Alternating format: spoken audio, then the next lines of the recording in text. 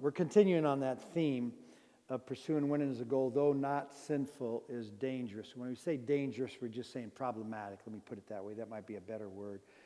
So we're talking about we're God-seeking coaches, again, legitimate people who love God with their whole heart and want and love sport and want God glorified. We're talking in that category, let alone everybody else that doesn't, but who might confess Jesus. They often compromise their verbal commitment to prioritize family. Again, that might have to do with, here's the bottom line. Winning, we've found, is not only intoxicating, it's idolatry.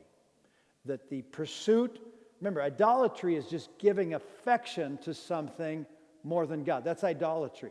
It's not like you got a wooden object or that's what they did in the Old Testament times. This was often in play. It's true now too in certain cultures. But when we're talking about idolatry is anything you love more than God. You can idolatrize your mate. You can have idolatry to your children. We see that, don't we, all the time, where people love their kids so much they become irrational in terms of responses of their children or people's response to their children. You can be an idol worshiper of anything out there. Everything is on the table. I was a sport worshiper. Excuse me. I had to be broken of that. It's still a battle line. I still, when given Sports Illustrated or a particular podcast and given time to read the Bible, may not choose well. I may not even ask God what he wants me to read or read first. This is the sign of, I'm going to use the word addiction just to say something that supernaturally draws you. You not only have your natural draw to something, sometimes it's electrocuted by a supernatural draw to steal, to rob, to steal, to kill, to destroy, which is Satan's intent. If you don't agree, because I think that's a fair observation, I think it's a moderate opinion, I think it's an orthodox opinion, that we can fall in love with stuff inappropriately, that what's the tipping point, when is it inappropriate and when is it sin? We're not going to get into that. Let's admit that sometimes we get into stuff too much, that we get absorbed with it too much, that it satisfies us too much, that we like it too much, that we love it too much. Do we not see that? It could be things that are wicked, or it could be things that inherently are neutral. It could even be good things. Have you ever found a fitness-aholic? Somebody who's consumed with fitness to where it steals time from their family and their relationships and steals their money and steals everything? Have you ever found a sportaholic? I was one. We know about drug addicts and alcoholics. What about sportaholics? What about foodaholics? What about workaholics? Is work bad? No, it's a God-ordained deal. But can it destroy a marriage and family? Clearly we understand that. Well, consider that there's sportaholism, because there is. When we think about fans and extreme fans, when we look at that, we even laugh about it because the people are freakishly committed to this thing, and it's frankly, they can't see it destroying their life. If they have a family, if they have a marriage, if they have whatever other priorities are. Is that fair? That's all we're saying about idolatry. Idolatry is the love or affection of something that has more of our heart than God. That's why he uses examples of Bible verses to say, hate father, mother, sister, brother, wife, children for the sake of Christ. He's just saying, don't even inordinately love things that I've ordained for good. We certainly know there's some people that think, I won't be satisfied until I'm married. We've seen that. We've either felt it or we've seen that. Or until I have my house paid off, or until I have that car, or until I have a second house, or until I get that job. Those are just indicators of a broken identity where Jesus isn't enough, where the Word of God isn't enough, where the person of Jesus isn't enough. Anything that takes from that is potentially idolatrous. And it's important to be aware of that so you can determine for yourself, because in my experience, people become somebody else when winning and losing is on the table. It's a standing joke about Christian softball teams that umpires least like to ump those games because those that are Christian are so competitive. And we look at that. Oh, they're so competitive. That's so manly, or that's such an honorable trait. It's twisted. It's sick. It glorifies self. It hinders the gospel. These are the facts. They're the facts.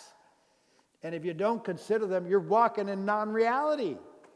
I can tell you stories right now of godly men in our culture right now who are respected, that when they're talked about their attitude towards sports, or when they get at a pickup game in their staff pickup game, or they're at some conference and they're playing basketball, whatever, they're maniacs.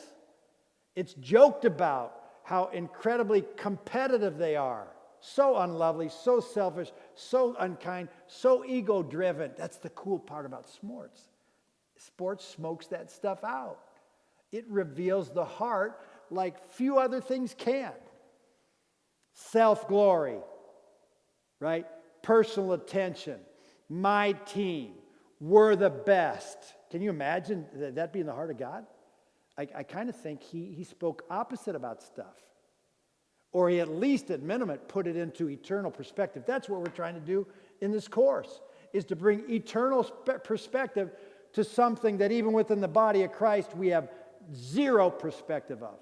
That's why we call it competing biblically. So we can say, what does the Bible say? Does that match up with the people's attitude and their heart and their practice, their performance, their articulation about sport?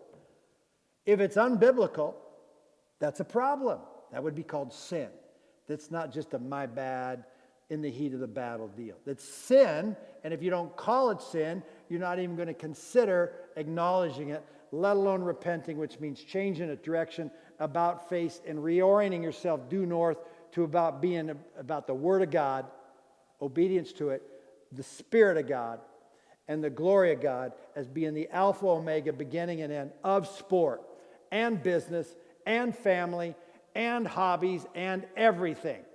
Everything is on the table because he is a part of everything and is in everything and wants everything to point toward him. This is what we're trying to disable. Here's some practical comments about it. About an example of how coaches and players, when I say coaches, I'm really talking families and friends and parents and everybody in their attitude to anybody in their circles that's in the midst of a competitive climate. How they compromise. They say that family is their priority, but frankly, coaches, I know they battle this because these are ongoing conversations as long as I've been in the profession, which is over 40 years. Yeah, I know a respected coach, won't use a name, who said, I know my wife and kids took a hit based on my commitment to my profession, and if I had to go back and do it over again, I would, because it cost them that I was this. That's a hard thing to deal with when you're a man and now you got children and grandkids and a marriage, and you realize that life's coming to an end now, and you realize those people that you said and who are the most important to you got the least of your time, and you gave it to people that you're not even in relationship with in a deep manner. That's a sobering evaluation for a business person who realizes they gave too much to this instead of to that, whether it's to God or whether it's to their family, which they said in their pyramid of priorities were the priorities. They're honest, usually too late at the end of their days to evaluate that. That's what we're talking about here. We say God's a priority. Is he really in terms of practical expression? We say family's a priority, our wife, our children. Are they really? That's not to mean that some jobs aren't time-consuming. We're talking about heart and attitude. We're talking about idolatry, and their contention and experience and observation is to the degree that people worship winning and are in idolatry to it and feel satisfaction from it in comparison to God and get their identity from success, that their identity as a player or coach is linked. That's why so many guys go sideways, guys and gals, when they get out of sport. It's their identity. I'm not a football player. It's not who I am. It's what I do. For a vocation or an avocation or a hobby. It's not who I am. It's not remotely who I am. And if it ended today, though I might be sad and it was kind of fun, it would not overwhelm me, neither would it change me. That would be a rare confession in our experience of people that inordinately had held on. Here's how you know. When they stop being successful on the scoreboard, how do they feel? What do they think about themselves?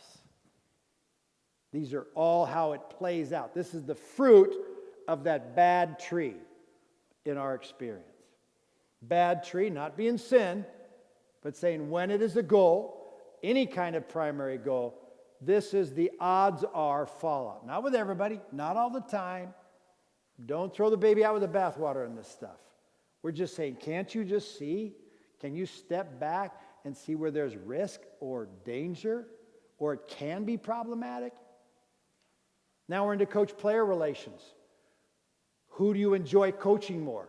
The guy without talent or the guy with talent? Who do you spend more time on? Who do you spend more time with? Manna principle.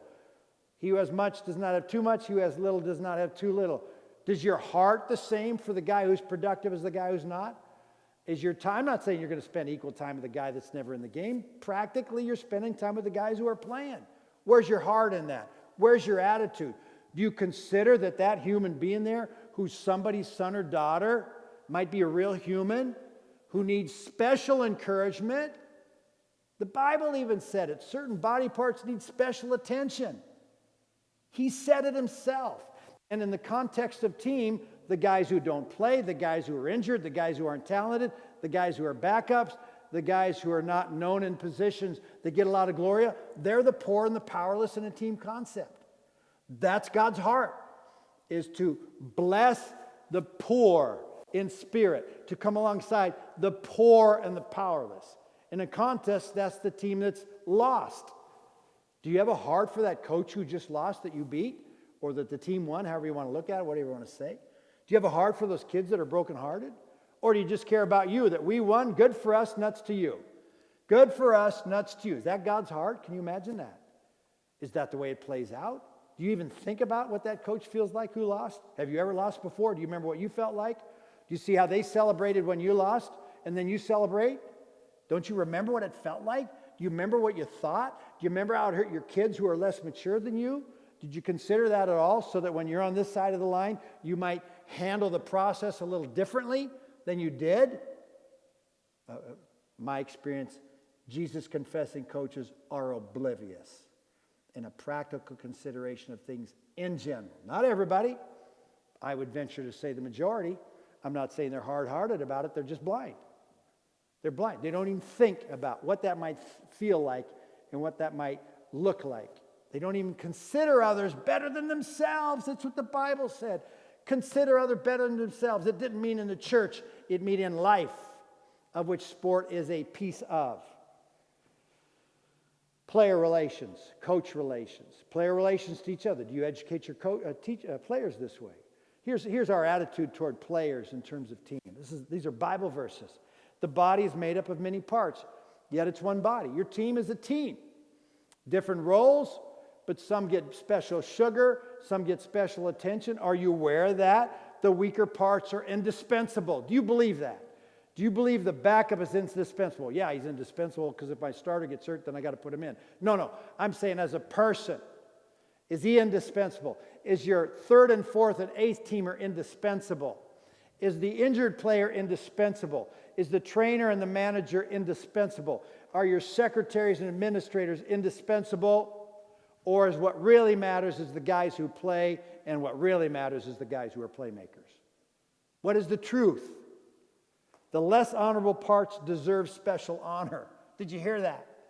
This is your job as a head coach. This is your job as a coaching staff. To give special honor to the parts that are less honorable. And in sport, the less honorable are the guys that don't start, don't play a lot, aren't stars. They deserve, what are you doing to give special honor on your team, in your business, in your family, to those? When one part suffers, all suffer. When a guy's injured, the typical line is next man up. Good for the next man up, bad for the man who went down due to whatever reason. Next man up, I understand the concept. It's basically saying, it's Frosty's line, be ready to play at all times. You never know. You never know when you beat the game. But we're acknowledging that fact. What we're simply saying is when you say next man up, do you care about the one who went down? Because at that point, they're the ones that deserve special honor, and they're still indispensable, even practically indispensable. Because if a guy who gets beat out, or somebody that's injured, or can't play, or is suspended, if he by chance chooses poorly and becomes cancer or speaks ill, or slanders or gossips or doesn't apply himself as much as he did when he had the natural honor, then your team loses synergy. It loses power. It might even lose capacity in other ways that happen because a little leaven leavens a whole lump. And any assistant that's disgruntled affects the whole.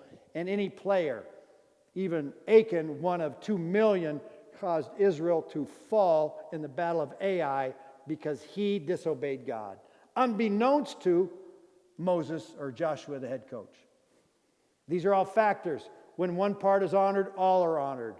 You see that occasionally. It's heroic when a guy, out of his heart, says, to be honest, without the team, I wouldn't get this. We all know this practically. If I didn't have blockers and I didn't have people, I wouldn't have got this. I mean, I did my part, but they did their part, and I'm taking this on behalf of them. You have guys that will occasionally say that. You have guys who will say that you smell don't mean it, and you got guys who will say it that do mean it. It's biblical. It's biblical.